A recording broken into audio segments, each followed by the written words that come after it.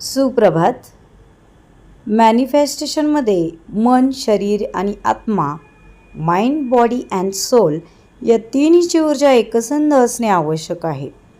फक्त विचार करून काही होत नाही, फक्त ध्यानधारणा करून यश मिळत नाही आणि नुसती धावपळ करूनही अपेक्षित परिणाम मिळत नाही.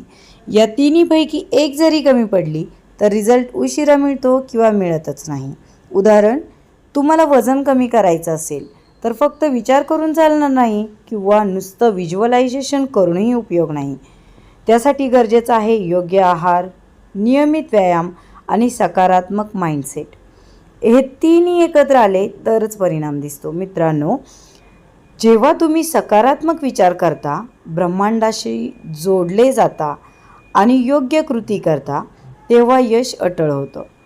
प्रत्येक गोष्टीत कृती अत्यंत महत्त्वाची आहे. परीक्षा पास व्हायची असेल, मन लावून अभ्यास करा. घर घ्यायचं असेल, प्रत्यक्ष जाऊन पर्याय बघा. नात्यात प्रेम हवं असेल, संवाद साधा. विचार, भावना आणि कृती बरोबर यश.